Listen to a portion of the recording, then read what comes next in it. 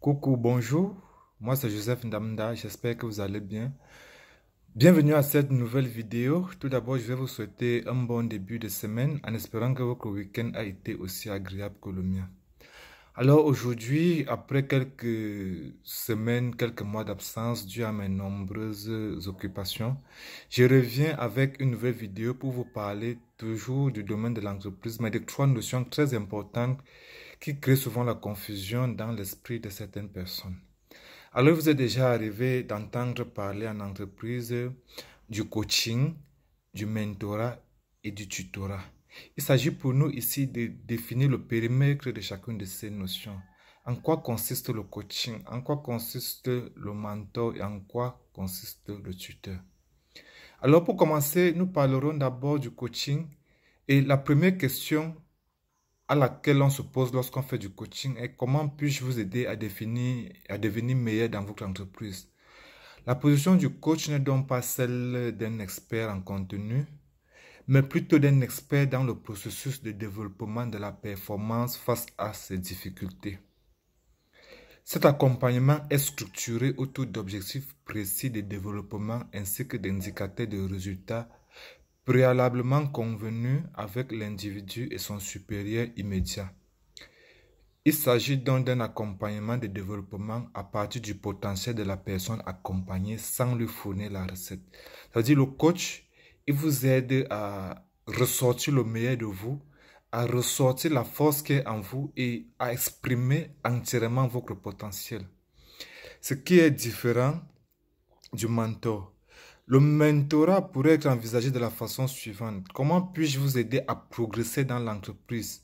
C'est donc une relation d'échange qui vise le transfert de connaissances et d'expériences afin de permettre au mentoré d'avancer sur le plan tant personnel que professionnel. Contrairement au coaching, le mentorat vise un transfert de compétences et d'expériences. Il s'agit d'aider quelqu'un, le plus souvent un jeune qui vient d'arriver dans une entreprise, lui permettre d'acquérir les notions nécessaires afin de faire face à ce nouveau challenge, afin de remplir ses objectifs.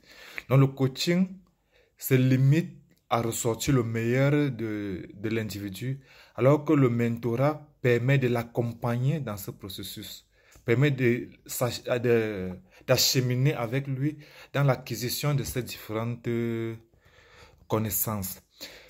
Quant au tutorat, lui, il pourrait être abordé sous l'angle suivant.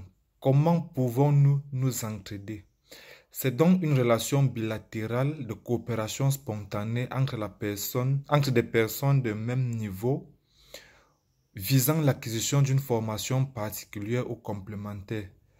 Cette relation de tutorat s'instaure sur la base d'un désir commun de s'aider mutuellement à progresser. Donc, pour résumer, nous dirons que le coaching vise à accompagner un individu à développer les compétences qu'il possède à lui. Le mentorat, lui, vise à aider cet individu à acquérir de nouvelles connaissances. C'est plus un transfert d'expérience et de connaissances, voilà. Par contre, le tutorat, lui, vise à échanger. Ça veut dire qu'on a deux individus qui possèdent toutes deux des compétences, mais qui ont besoin de s'entraider afin de pouvoir s'améliorer. Ainsi, la prochaine fois que vous entendrez parler de coaching, de mentorat, de tutorat, sachez définir par rapport à vos besoins, par rapport à vos attentes, ce qu'il vous faut.